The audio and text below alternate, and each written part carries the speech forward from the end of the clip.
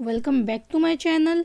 यहाँ हम NCERT series कर रहे हैं जिसमें मैं आपको एनसीईआरटी के सोशल साइंस के सभी बुक्स के एक्सप्लेनेशन विद उनके जो हमारे इम्पॉर्टेंट्स फैक्ट्स है वो सब बता रही हूँ। ठीक है, तो अभी तक हम यहाँ पे 6th क्लास के हिस्ट्री के 3 चैप्टर कंप्लीट कर चुके हैं। तो अगर आपने वो चैप्टर्स नहीं देखे हैं तो प्लेलिस्ट में जाके देख लीजिए, और अगर आप मेरे चैनल पर नए हैं तो चैनल को सब्सक्राइब कर लीजिए और बेल आइकन को प्रेस कर लीजिए, जिससे आपको आगे आने वाली सभी वीडियो का नोटिफिकेशन मिल सके। तो आज हम यहाँ पे चैप्टर नंबर 4 स्टार्ट करेंगे। तो चलिए स्टार्ट करते हैं। चैप्टर नंबर 4, क्या बताती है हमें किताबें और कब्रें। ठीक है, तो यहाँ पे हम 3 चैप्टर्स कर चुके हैं एनसीईआरटी के एक्सप्लेनेशन के साथ, और साथ में इम्पॉर्टेंट फैक्ट्स तो अगर आपने नहीं देखा तो उसे देख लीजिए। चलिए स्टार्ट करते हैं। पुस्तकालय में मैरी। जैसे ही घंटी बजी, शिक्षक ने छात्रों को अपने साथ आने को कहा। आज वे पहली बार पुस्तकालय यानी लाइब्रेरी जा रहे थे। मैरी ने देखा कि पुस्तकालय उसकी कक्षा से काफ़ी बड़ा था और वहाँ किताबों से भरे कई रैक थे। कोने में एक अलमारी थी जो मोटी मोटी किताबों से भरी थी। मैरी को एक अलमारी खोलने की कोशिश करते देख शिक्षक ने कहा, उस अलमारी में अलग अलग धर्मों से जुड़ी हुई महत्वपूर्ण किताब है। क्या तुम्हें मालूम है कि हमारे पास वेदों का भी एक संग्रह है यानी कलेक्शन है। मैरी सोचने लगी, वेद क्या है, चलो पता लगाएं। ठीक है, अगर आपने लाइब्रेरी देखी होगी बेटा तो वहाँ पे क्या होती हैं, अलग अलग टाइप्स की बुक्स रखी होती है। ठीक है, तो वहीं पे एक अलमारी में क्या मिले, धार्मिक रिलीजियस के जो बुक्स थे वो मिले। ठीक है, अब हम इसमें आगे देखेंगे कि वेद क्या होते हैं। तो दुनिया के प्राचीनतम ग्रंथों में एक, शायद तुमने वेदों के बारे में सुना होगा। वेद 4 है। कितने टाइप्स के हैं? 4। ऋग्वेद, सामवेद, यजुर्वेद और अथर्ववेद। सबसे पुराना वेद जो है वो कौन सा है? ऋग्वेद है, जिसकी रचना लगभग 3500 साल पहले हुई। ऋग्वेद में 1000 से ज़्यादा प्रार्थनाएं हैं जिन्हें हम सूक्त कहते हैं। सूक्त का मतलब है अच्छी तरह से बोलना। ये क्वेश्चन कई बार पूछा गया है कि एक तो वेद कितने टाइप के हैं, तो 4। ठीक है, उसके बाद सबसे पुराना वेद कौन सा है? तो ऋग्वेद। और सूक्त का मतलब क्या है? तो अच्छी तरह से बोलना। कई बार ये क्वेश्चन सीटेट के एग्जाम में और DT+B में भी पूछा गया है। चलिए आगे देखते हैं। ये विभिन्न देवी देवताओं की स्तुति में रचे गए हैं। इनमें से 3 देवता महत्वपूर्ण है, अग्नि, इंद्र और सोम। अग्नि आग के देवता, इंद्र युद्ध के देवता और सोम एक पौधा है जिससे एक खास पेय बनाया जाता है यानी पीने की चीज बनाई जाती है। वैदिक प्रार्थनाओं की रचना ऋषियों ने की थी। ठीक है, अब ये भी पूछा गया है कि वैदिक जो प्रार्थनाएं उनकी रचना किसने की, तो ये ऋषियों ने की थी। आचार्य विद्यार्थियों को इन्हें अक्षरों, शब्दों और वाक्यों में बांटकर सस्वर पाठक द्वारा कंठस्थ करवाते थे। अधिकांश सूक्तों के रचयिता सीखने और सिखाने वाले पुरुष थे। कुछ प्रार्थनाओं की रचना महिलाओं ने भी की थी। ऋग्वेद की भाषा प्राक संस्कृत या वैदिक संस्कृत कहलाती है। कौन सी? प्राक संस्कृत या फिर वैदिक संस्कृत। ठीक है, और पहले आपको पता था कि जो लोग थे, ठीक है, वो क्या करते थे, आश्रमों में या फिर किसी पेड़ के नीचे वहाँ पे कंठस्थ करते थे, यानी जो वहाँ पे गुरु होता था वो उन्हें बोलता था और वो उसको सुनकर याद करते थे। ठीक है, लिखने जैसा कोई भी सिस्टम उस टाइम पे नहीं था। तुम स्कूल में जो संस्कृत पढ़ती हो ये भाषा उससे थोड़ी भिन्न है। ये बिल्कुल प्योर भाषा थी जिसमें लिखी गई थी। संस्कृत और अन्य भाषाएं। संस्कृत भाषा भारतीय यानी भारत और यूरोपीय भाषा परिवार का हिस्सा है। ये क्वेश्चन भी काफ़ी बार रिपीटेड है। भारत की कई भाषाएं असमिया, गुजराती, हिंदी, कश्मीरी और सिंधी एशियाई भाषाएं जैसे फारसी तथा यूरोप की बहुत सी भाषाएं जैसे अंग्रेजी, फ्रांसीसी, जर्मनी, यूनानी, इतालवी, स्पेनिश आदि इसी परिवार से जुड़ी है। उन्हें एक भाषा परिवार इसलिए कहा जाता है क्योंकि आरंभ में उनमें कई शब्द एक जैसे थे। उदाहरण के लिए मातृ शब्द संस्कृत, माँ हिंदी और मदर इंग्लिश। ठीक है, क्या तुम्हें इनमें कोई समानता नजर आती है? उपमहाद्वीप में दूसरे भाषा परिवारों की भी भाषाएं बोली जाती है। उदाहरण के लिए पूर्वोत्तर प्रदेश में तिब्बत बर्मा परिवार की भाषाएं बोली जाती है।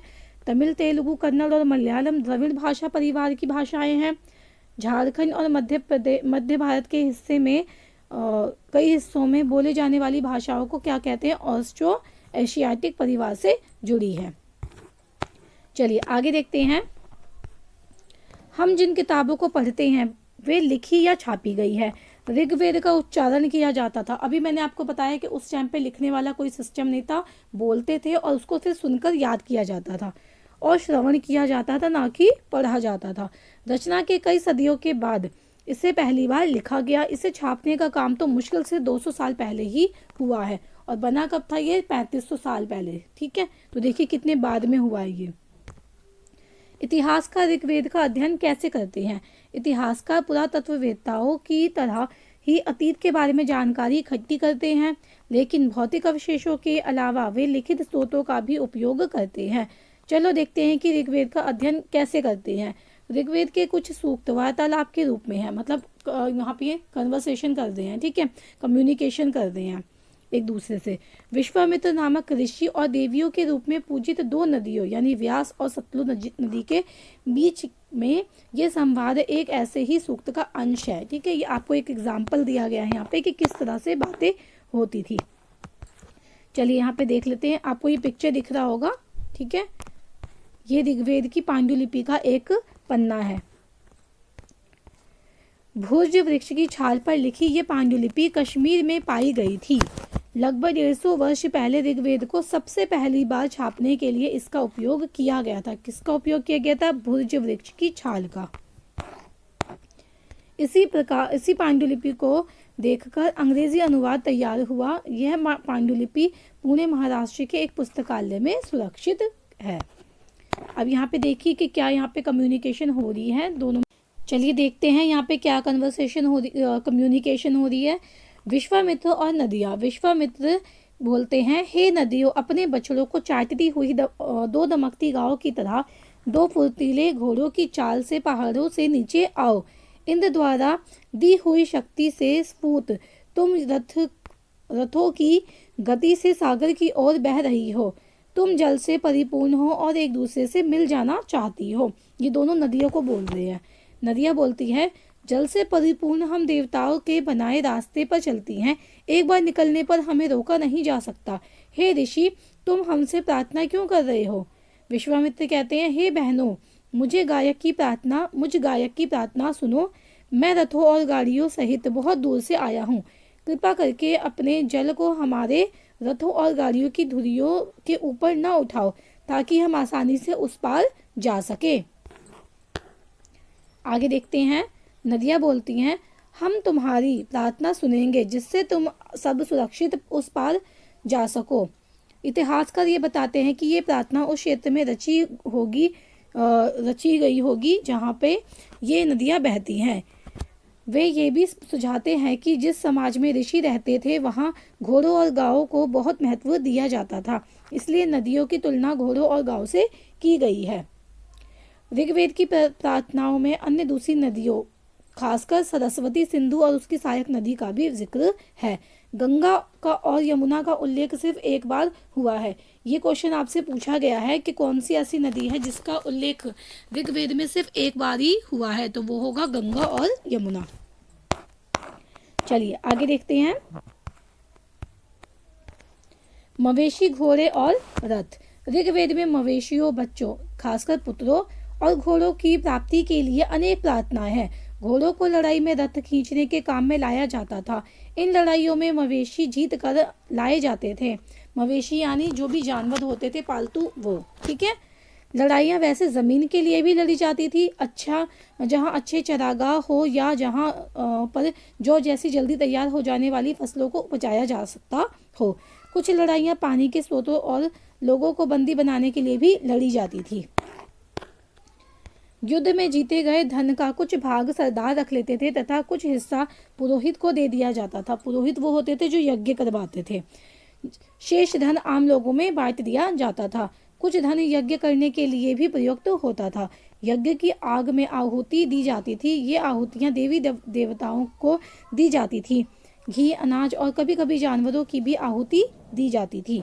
अधिकांश पुरुष इन युद्धों में भाग लेते थे। कोई स्थायी सेना नहीं होती थी, लेकिन लोग सभाओं में मिलते जुलते थे और युद्ध व शांति के विषय में सलाह मशवरा करते थे। वहाँ ये ऐसे लोगों को अपना सरदार चुनते थे जो बहादुर और कुशल योद्धा हो। आगे देखते हैं, लोगों की विशेषता बताने वाले शब्द। लोगों का वर्गीकरण काम, भाषा, परिवार और या समुदाय, निवास स्थान या सांस्कृतिक परंपरा के आधार पर किया जाता रहा है। ऋग्वेद में लोगों की विशेषता बताने वाले शब्द को देखो। ऐसे दो समूह हैं जिनका वर्गीकरण काम के आधार पर किया गया है। ठीक है, एक तो पुरोहित, जिन्हें कभी कभी ब्राह्मण कहा जाता था, जो कि तरह तरह के यज्ञ और अनुष्ठान करते थे। दूसरे लोग थे राजा, लेकिन ये जो राजा थे ये वैसे नहीं थे जिनके बारे में तुम बाद में पढ़ोगी। ये ना तो बड़ी राजधानियों और महलों में रहते थे, ना इनके पास सेना थी, ना ही ये कर वसूलते थे। प्राय राजा की मृत्यु के बाद उसका बेटा अपने आप ही शासक नहीं बन जाता था। जनता या पूरे समुदाय के लिए दो शब्दों का इस्तेमाल होता था। एक था जन, जिसका प्रयोग हिंदी व अन्य भाषाओं में आज भी होता था। दूसरा था विश्व। विश्व भी हम किसे कहते थे? जनता को, जिसे वैश्य शब्द से निकला है।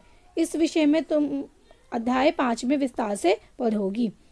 ऋग्वेद में विश्व और जनों के नाम मिलते हैं, इसलिए हमें पुरु जन या विश्व, भरत जन या विश्व, यदु जन या विश्व जैसे उल्लेख मिलते हैं। जिन लोगों ने इन प्रार्थनाओं की रचना की वे कभी कभी खुद को आर्य कहते थे तथा अपने विरोधियों को दास या दस्यु कहते थे। दस्यु वे लोग थे जो यज्ञ नहीं करते थे और शायद दूसरी भाषाएं बोलते थे। बाद के समय में दास यानी स्त्रीलिंग शब्द क्या होगा? दासी। शब्द का मतलब हो गया गुलाम। दास वे स्त्री और पुरुष होते थे जिन्हें युद्ध में बंदी बनाया जाता था। उन्हें उनके मालिक की जायदाद माना जाता था। जो भी काम मालिक चाहते थे वे उन्हें करने पड़ते थे। जिस युग में उपमहाद्वीप की उत्तर पश्चिम में ऋग्वेद की रचना हो रही थी, उसी समय दूसरी जगहों पर एक अलग तरह का विकास हो रहा था। वहाँ क्या हो रहा था? चलिए देखते हैं। खामोश प्रहरी, कहानी महापाषाणों की। ठीक है, अब महापाषाण क्या होते हैं? देखो, ये शिलाखंड महापाषाण यानी महा मतलब बड़ा और पाषाण मतलब पत्थर नाम से जाने जाते हैं। ये पत्थर दफन करने की जगह पर लोगों द्वारा बड़े करीने से लगाए गए थे। महापाषाण कब्रें बनाने की प्रथा लगभग 3000 साल पहले शुरू हुई। यह प्रथा दक्कन, दक्षिण भारत, उत्तर पूर्वी भारत और कश्मीर में प्रचलित थी। कुछ महत्वपूर्ण महापाषाण पुरास्थल चित्र 2 में दिखाए गए हैं। कुछ महापाषाण जमीन के ऊपर ही दिख जाते थे और कुछ जमीन के भीतर भी। देखिए, यहाँ पे एक महापाषाण का चित्र दिया गया है। ठीक है, यहाँ पे बड़े बड़े पत्थर दिए गए हैं, इसको हम महापाषाण कहते हैं। कई बार पुरातत्वविदों को गोलाकार सजाए हुए पत्थर मिलते हैं, कई बार अकेला खड़ा हुआ पत्थर मिलता है। यही एकमात्र प्रमाण है कि जमीन के नीचे कब्रों को दर्शाया जाता है। इन कब्रों में कुछ समानताएं हैं। मृतकों को खास किस्म के मिट्टी के बर्तनों के साथ दफनाया जाता था, जिन्हें काले लाल मिट्टी के बर्तनों यानी ब्लैक एंड रेड वेयर के नाम से जाना जाता है। ये क्वेश्चन भी कई बार पूछा गया है कि जिन मिट्टी के साथ दफनाया जाता है उन्हें क्या नाम कहा जाता है, किस नाम से मतलब पुकारा जाता था। इनके साथ ही मिले हुए लोहे के औजार और हथियार, घोड़ों के कंकाल और सामान तथा पत्थर और सोने के गहने मिले हैं। ठीक है, अब यहाँ देखिए, इस तरह के महापाषाण को ताबूत यानी समाधान शिष्ट कहा जाता है। ये दिखाए गए शिष्ट में एक पोर्ट होल यानी बड़ा सा सुराख है, शायद पत्थरों से बने हुए कमरे में जाने का रास्ता था। महापाषाण कब्रों से मिले लोहे के सामान। कौन कौन से सामान मिले हैं वहाँ पे? घोड़े के लिए ये सामान मिले हैं और कुल्हाड़ियाँ मिली हैं और एक कटार मिला है। ठीक है, आप इस पिक्चर में देख सकते हैं, ये घोड़े का सामान है। ठीक है, यहाँ पे क्या है? कुल्हाड़ी है और यहाँ पे क्या है? कटार है। ठीक है, चलिए आगे देखते हैं। लोगों की सामाजिक असमानताओं के बारे में पता करना। पुरातत्वविद यह मानते हैं कि कंकाल के साथ पाई जाने वाली चीज़ें जो है वो मरे हुए व्यक्ति की ही रही होंगी। कभी कभी एक कब्र की तुलना में दूसरी कब्र में ज़्यादा चीज़ें मिलती है। ब्रह्मगिरी देखना है। ठीक है, अब ब्रह्मगिरी में क्या हुआ है? यहाँ एक व्यक्ति की कब्र में 33 सोने के मनके और शंख पाए गए हैं। दूसरे कंकालों के पास सिर्फ कुछ मिट्टी के बर्तन ही पाए गए हैं। ये दफनाए गए लोगों की सामाजिक स्थिति में भिन्नता को दर्शाता है। कुछ लोग अमीर थे तो कुछ लोग गरीब, कुछ लोग सरदार तो कुछ लोग अनुयायी। ठीक है, और ये कैसे पता चलता है कि उनकी कब्रों में जो सामान होता है उसे देख के हम बताते हैं कि वो इंसान उस इंसान की स्थिति क्या रही होगी उस टाइम पे। अगर वो अमीर होगा तो ज़्यादा सामान मिलेगा उसके पास, और अगर गरीब होगा तो कम सामान मिलेगा। क्या कुछ कब्रगाहें खास परिवारों के लिए थी? कभी कभी महापाषाणों में एक से अधिक कंकाल मिले हैं।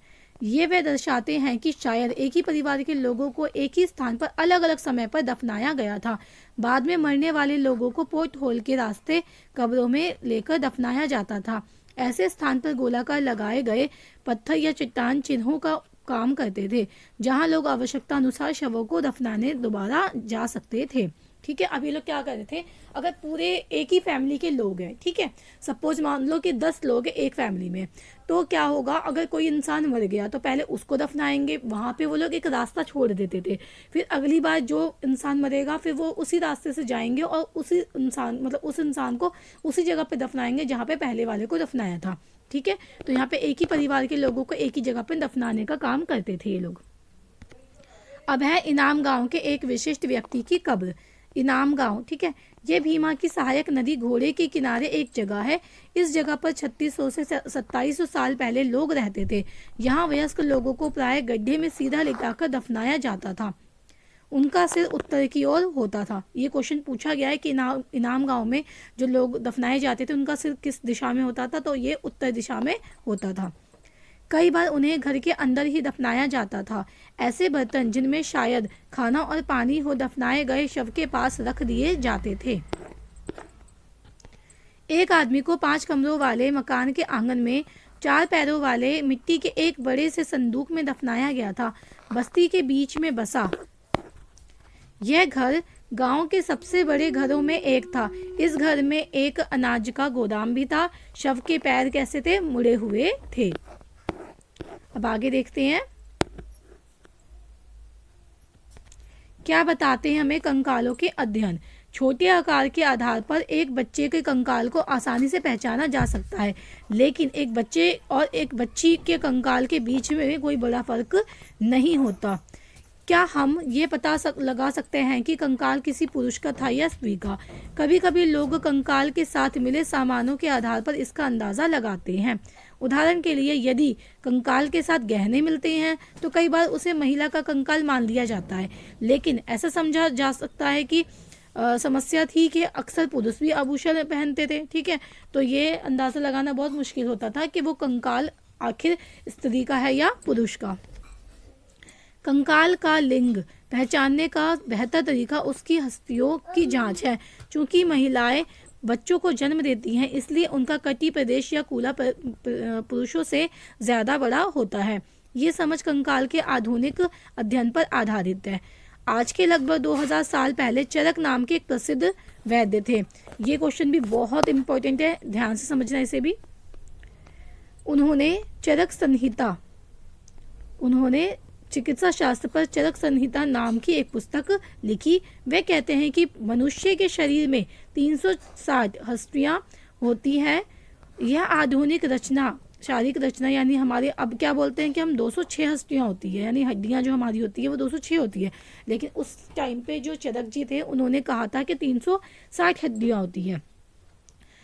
क्योंकि उन्होंने क्या किया था, चरक ने अपनी गिनती में दांत, हड्डियों के जोड़ और कार्टिलेज को भी जोड़कर यह संख्या बताई थी। अब इनाम गांव के लोगों के काम धंधे। इनाम गांव में पुरातत्वविदों को गेहूं, जौ, चावल, दाल, बाजरा, मटर और तिल के बीज मिले हैं। कई जानवरों की हड्डियां भी मिली हैं। कई हड्डियों पर काटने के निशान से ये अंदाज़ा होता है कि लोग इन्हें खाते होंगे। गाय, बैल, भैंस इत्यादि तरह के जो जानवर थे ये भी हमें कहाँ मिले हैं, इनाम गांव में मिले हैं। साथ में हमें मछली की हड्डियां भी मिली हैं। ऐसे साक्ष्य मिले हैं कि बेर, आंवला, जामुन, खजूर और कई तरह के रस भरियां एकत्र की जाती थी। अब यहाँ पे मिसलेनियस देख लेते हैं थोड़ा।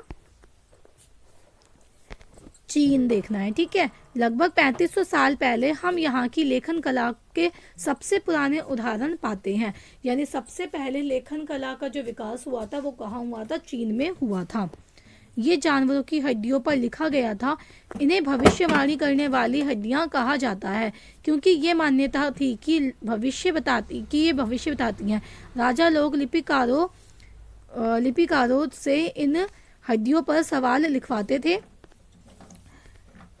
क्या वे युद्ध जीतेंगे, क्या अच्छी फसलें उगेंगी, क्या उन्हें पुत्र होंगे।